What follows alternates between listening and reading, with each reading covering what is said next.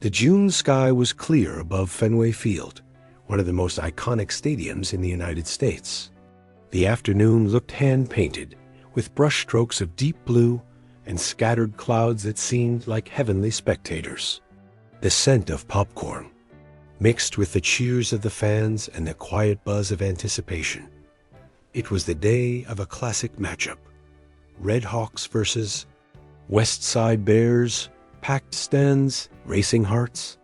At the center of all that energy stood Ethan Rivers, 29 years old. Number 9 jersey, captain of the Red Hawks, and one of the most beloved baseball players in the country. A true American icon. Tall, athletic, with an effortless smile and eyes the media had nicknamed Storm Gray. Charismatic on the field, always kind to fans, but guarded when the cameras were off. For Ethan, that game meant more than just points on the board. It was a reset. His mind had been elsewhere for months, grieving the recent death of his father, his biggest supporter. But that Saturday, he had promised himself to play with everything he had for him.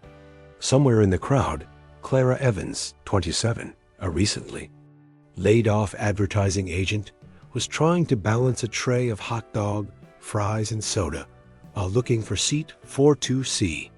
She'd never really been into sports, but had won the tickets from a local radio station and on impulse decided to go. Maybe her luck was finally turning. She thought. She found her seat, sat down, let out a sigh, smiled. While the fans around her shouted and clapped, Clara was more focused on opening a mustard packet without staining her white sunflower-printed blouse. To her, this wasn't a sports event. It was a social experiment. A gourmet hot dog, a cold drink, and a summer breeze on her face. She was content. Down on the field, tension crackled in the air. The count was 3 balls, 2 strikes. The entire stadium seemed to hold its breath. Ethan twirled the bat in his hands. He fixed his gaze on the pitcher. Every muscle tightened in emotion, both trained and instinctive. The ball came. Ethan swung. The bat connected with a crisp, perfect, almost poetic crock.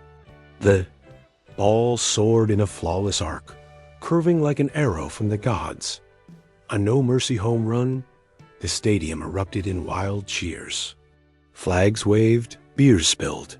It was as if everyone had just witnessed an athletic miracle. Everyone, except Clara. At the exact moment the ball reached the side bleachers, she finally managed to open her mustard packet. She smiled in triumph and took a bite of her hot dog, completely unaware that fate was flying at her temple at nearly 100 miles per hour. Thwack. A sharp, hollow sound. Gasps from the crowd. A woman collapsing. A hot dog sailing through the air in slow motion. French fries falling like golden rain. Clara slumped sideways, unconscious, under the shocked stares of onlookers and a dozen phone cameras. Paramedics rushed in. The game came to a halt. The announcer stammered. The ball, ironically, landed right by her foot, now motionless. A fan nearby picked it up, turned it over in his hand, and said, "It's an official Ethan Rivers ball, but this one smells like trouble." Hours later, the Red Hawks locker room was unusually quiet. The sound of showers running in the background was drowned out by hushed, nervous whispers echoing through the halls. Ethan sat in front of his locker, still in uniform, sweaty, elbows resting on his knees, head lowered. A team assistant rushed in. "Ethan, you need to know. That fan, the one hit by the ball, she passed out. They rushed her to the hospital. She still hasn't woken up." Ethan slowly lifted his head, his gaze darkening. "Is she okay?" "They're monitoring her. It was a heavy impact. Almost hit her eye. But looks like she's going to be all right." He said nothing for a moment. Then, without a word, he stood up, took off his cap, threw on a denim jacket over his jersey, and walked out. He drove straight to St. Mary's Hospital, just a few miles from the stadium. His heart pounding, hands sweaty. He had injured his shoulder before, fractured a rib once, but nothing had ever hurt like this. At the hospital, the receptionist gasped when she saw him. He asked for discretion, said he only wanted to leave a note. But in the end, he went up room 214. The light in the room was soft. Clara lay on the bed, eyes closed, a white bandage on the side of her forehead.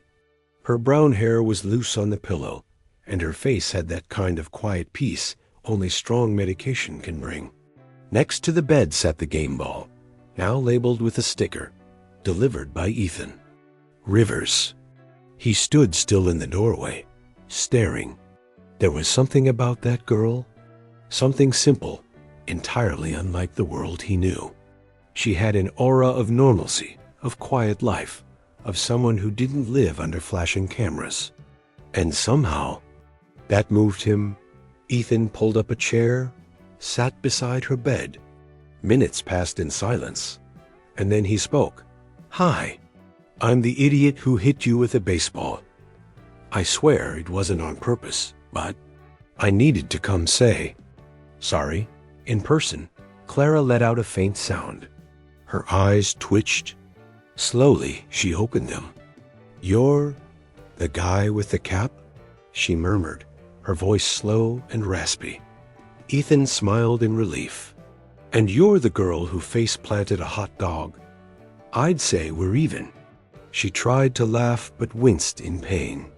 He gently reached out and held her hand. "You're going to be okay. What about my mustard?" she whispered. Ethan laughed, genuinely. "I swear I'll bring you a new one. With fries this time." And in that moment, something happened. It wasn't love at first sight. It was subtler than that.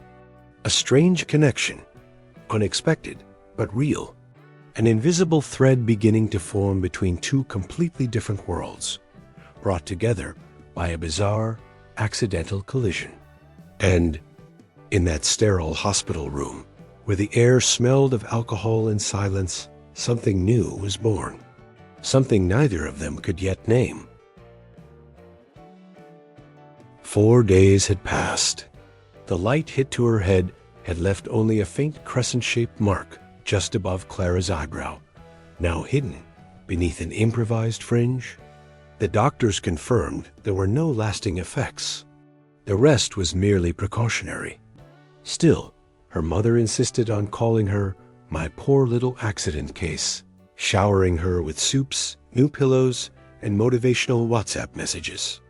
But there was something, or someone, taking up a strange space in her mind.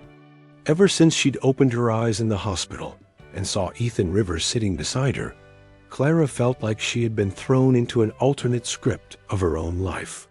She, a regular girl, used to grocery lines, overdue bills, and sad indie playlists, had suddenly become the girl who got hit in the head by the most famous player in the league.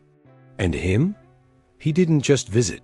He held her hand, made a joke about hot dogs, and promised to bring fries next time. Only there hadn't been a next time. At least not yet. She walked down the last steps of her building with a pharmacy bag in hand. The late afternoon sun cast a golden, almost cinematic light across the sidewalk. She still felt a bit dizzy, though mostly from the avalanche of messages, memes, and social media comments rather than the hit itself. "Hey, you're the ball girl." A bike courier shouted as he passed, smiling. "Yeah, pleasure." "Ball girl?" she replied, unsure whether to laugh or crawl into a sewer. That same afternoon, Ethan sat at his kitchen table, staring at his phone. He had typed the same message more than 5 times. "Hey, how's your forehead? And your pride? Want to have lunch with me?" Deleted. Typed again. "Clara, it's Ethan. I was wondering, would you go out with your favorite sports-related assailant?" Deleted fame had always been his shield. He could get close to people, but never too close, never real. But Clara was different. She didn't seem to care about who he was on camera. She saw him as just some guy in a cap, a regular man, and that got to him. And then, as if by fate or divine timing, a headline popped up on his phone. Clara Evans, the fan accidentally struck by Ethan Rivers, discharged from hospital, and thanks fans for the support. The article featured a photo. Clara, holding the ball, smiling shyly, with the caption, "She says she gained more than a scar. She gained a good story to tell." Without thinking, he grabbed his keys and left. This time, without deleting the message. No overthinking. Just going. Clara was standing in line at a cozy little corner cafe. Her thoughts were buried in the menu, torn between a vanilla latte and just a simple chamomile tea. Her head still felt light until she heard a familiar voice behind her. "Excuse me? Is this spot reserved for people who've been hit by a baseball?" She turned slowly, unsure whether to laugh, smack him with her pharmacy bag, or faint all over again from the shock. There he was. Baseball cap, gray hoodie, that restrained smile, Ethan, in the flesh. "Did you follow me?" she asked, half joking, half bewildered. "You showed up on Google. I just followed the emotional GPS," she laughed, and then motioned for him to come inside with her. They sat at a small table in the corner. The cafe was discreet, decorated with a retro charm, and carried the scent of cinnamon and freshly brewed coffee. Clara ordered a chai latte. Ethan got a cappuccino, and even joked about not ordering sugar cubes, so she wouldn't be traumatized. The silence that followed was surprisingly comfortable. She stirred drink with a straw. He leaned forward on the table, watching her with curious eyes. "You sure you're okay?" he asked, his tone a mix of genuine concern and tenderness. "I'm fine. Just kind of famous now. Got friend requests from people I barely remember from high school. One girl messaged, 'I always knew you'd be someone someday.'" Clara rolled her eyes and laughed. "All because I took a baseball to the head." "Well, it wasn't just any baseball," he said, slightly embarrassed. "True," she replied, locking eyes with him. "It was yours." The silence that followed was different. Heavier, full of unsaid meanings. For a moment, it felt like the world outside that cafe had simply vanished. Ethan took a deep breath. "Clara, can I invite you to something that doesn't involve flying objects?" She raised an eyebrow. "Like what? Dinner? Tomorrow? Just the two of us? No crowds, no head trauma, just talking." Clara hesitated for a second. Was this crazy? Maybe. Was it romantic? Possibly more than it should be. Then she smiled. "I'll go, but only if you promise not to try and impress me with batting stats. Deal? And this time, I'm bringing the mustard." Night fell like a silk veil over the city. The lights of the buildings sparkled against the dark blue sky, reflecting off car windows and creating tiny mirrors of a metropolis that never truly slept. Ethan Rivers parked his black car, discreet, yet elegant, in front of a hidden Italian restaurant nestled between trees and old lampposts. A place with no cameras at the entrance, no influencer selfies.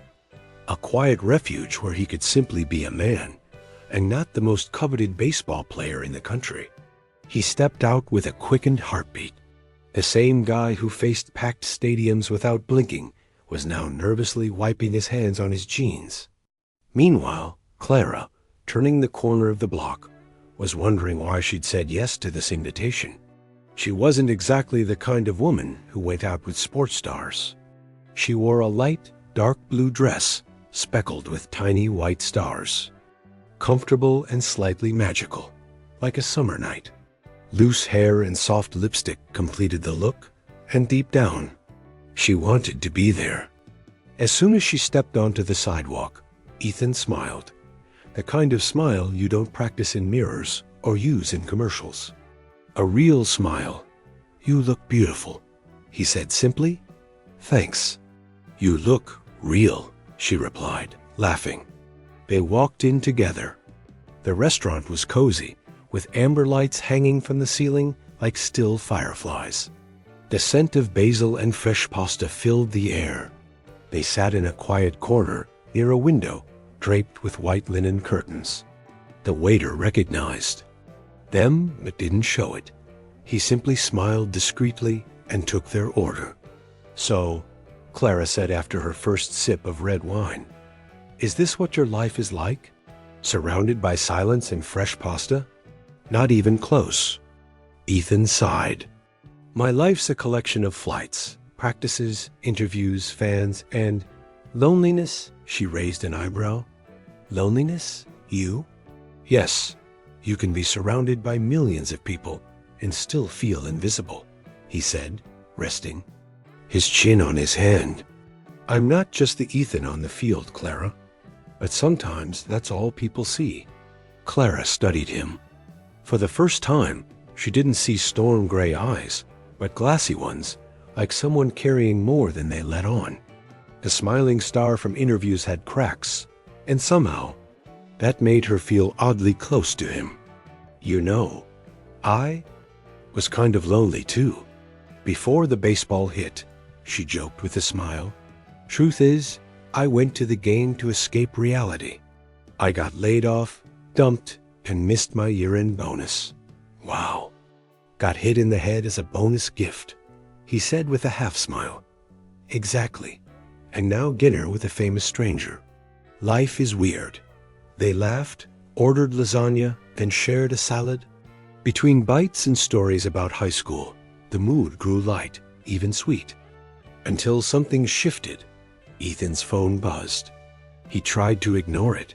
It buzzed again, and again. He glanced at it discreetly. His expression hardened. Clara noticed. "Is everything okay?" "Sort of," he sighed. "Someone photographed us entering the restaurant. It's already online." "Oh." Clara looked down. He reached across the table. "Hey, look at me. I don't care about that. But you should know. This might get big. I wanted this date to be just ours. But maybe it's not anymore." Clara took a deep breath, swallowed a tightness in her throat. "I'm just an ad girl trying to put her life back together. I don't know if I can handle flashes, gossip, and strangers judging my outfit. I wasn't made for this." "Maybe," he said softly, "you were made for exactly this. To shake up the world of someone who'd gotten too stuck in his own role." She looked at him, surprised by the sincerity. And then he did something unexpected. He took off his cap, revealed his face completely. "If we're starting something, I want to start with nothing hidden." Clara smiled. And even with the quiet clinks of glasses and soft whispers around the room, everything else seemed to go silent for her. Ethan without the cap, without the fame, without the shield. Just him, okay? "Then tell me a secret, Ethan Rivers," she said, a mischievous sparkle in her eyes. He thought for a second. "I'm afraid of thunder, and I collect keychains from every city I play in." She burst out laughing, and so did he. And between giggles and silly confessions, the tension melted away.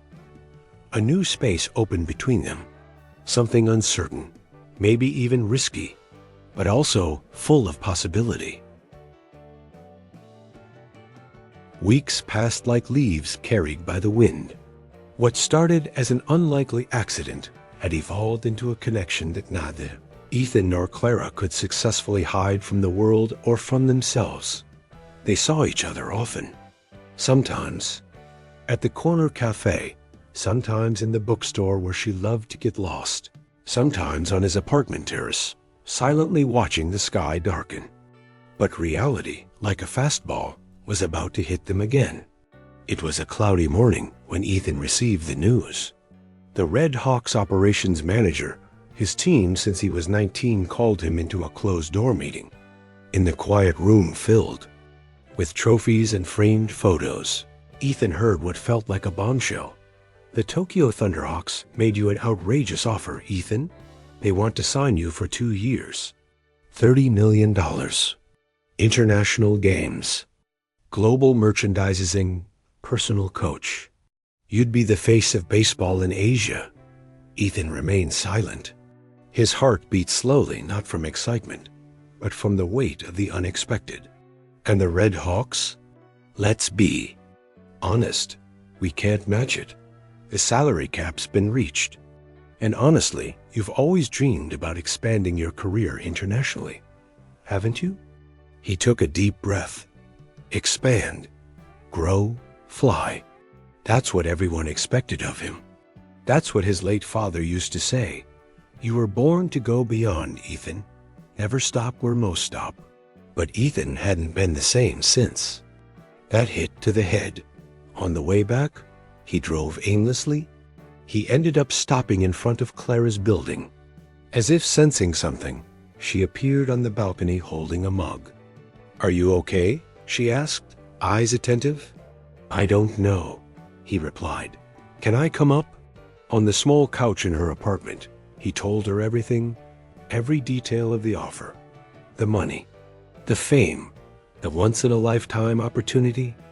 Clara listened silently, mug in hand, heart tightening with every word. "So, what do you want to do?" she asked softly. He hesitated. "I don't know. I always dreamed of this, but now there's you. And there's something here, something I've never had with anyone. And I don't know if I want to leave it behind." She lowered her eyes. "Ethan, I'm not an anchor. I don't want to be. If that's your dream, you have to go. I can't ask you to stay, but if I go, maybe we won't last. If we don't last, it wasn't real. And if it's real, it will find a way." The silence between them stretched long, heavy, almost suffocating.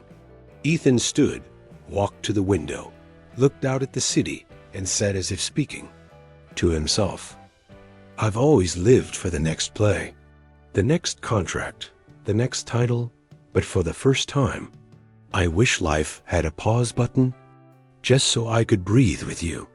Clara stepped closer, placed her hand on his arm. Sometimes, the heart has to learn how to play too, even without gloves, even without rules. He hugged her, hard, with the urgency of someone who knows time is short. The next morning, the news broke.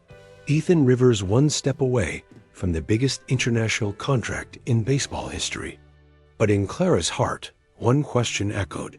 Can love survive when dreams head in opposite directions? The Tokyo sky was clear that late afternoon. The lights of the Tokyo Diamond Arena were already on, casting golden reflections over the seats, the stands, and the vast, perfectly lined field. It was Ethan Rivers' international debut now, dressed in the blue and white uniform of the Tokyo Thunderhawks. Outside the United States for the first time as a starting player in a foreign league, Ethan carried more than expectations. He carried an absence. It had been 22 days since he had left Clara at Boston Airport, with a kiss that felt like a promise and a look so intense it hurt. Since then, they had exchanged few messages. The international life was a storm of training, meetings, and adjustments. But Clara, she was in everything. In the silences, in the music, in the spaces between the pitches. She was the absence that made everything present. And that night, on his debut, Ethan knew he needed to do more than just play well. He needed to play with his heart. Meanwhile, Clara was on her mother's living room couch, trying to pretend watching the game on TV was enough. A forgotten bowl of popcorn beside her, the neighbor's dog barking, the feeling that she should be somewhere else. Suddenly, her phone rang. Unknown number. "Miss Clara Evans?" said a male voice with a slight accent. "We have orders to take you to the international airport. A chartered jet is waiting for you." "Whoa, what?" "It's a special invitation from player Ethan Rivers, and he insists you come now." Clara looked at the phone for a few seconds, as if it were a trap. But something in her chest, maybe a whispered certainty, said, "Go." 2 hours later, the city of Boston was just lights below the clouds, and Clara, seated in a private jet, stared out the window, trying to understand if this was real.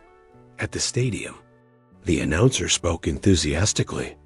The Japanese crowd was organized, punctual, and made human waves as if rehearsed for weeks. Ethan had already been announced. But before the game started, he walked to the center of the field, a microphone in hand. A respectful silence fell over the stadium. The simultaneous translation on the big screen kept everyone attentive. Ethan took a deep breath. "Good evening, Tokyo." Pause. "Tonight is my debut here, and I'm grateful to be in this incredible place. But before the ball is pitched, I need to do something even more important than a home run." He turned toward the stadium entrance. Cameras followed. Clara appeared in the main corridor, guided by 2 assistants. She wore a simple white dress, her hair loose. She was dazed, but walked as if her heart knew more. Then her feet, the crowd stood up. The stadium seemed to breathe together. Ethan knelt in the middle of the field. The crowd cheered in surprise. "Clara Evans, you appeared in my life like an unexpected collision. You hit me right where I needed it most, in the heart. And now I want to spend all my games, all my defeats and victories, with you by my side." He took a small box from his pocket and opened it. A ring, a single diamond, discreet, elegant, like her. "Will you marry me?" Clara stopped a few feet away, shocked face, trembling hands, and then a smile, one of those smiles that aren't from a movie. They come from the soul. She ran to him, threw herself into his arms, and whispered into the microphone, "Yes." 1,000 times yes. The crowd gave a standing ovation. Fireworks appeared behind the stands. The teammates shouted. And in Boston, the cafe where she used to spend her afternoons showed the scene on the big screen with customers, crying and clapping, and then the game began. But there, in the middle of the field, with a ring on his finger and an overflowing heart, the real game had already been won. Months later, Clara published a book, Destiny's Swing, How Love Found Me on the Field. Ethan kept playing, but now with a new superstition. He always looked toward the stands before every pitch, because that's where it all began. And that's where love landed. The end.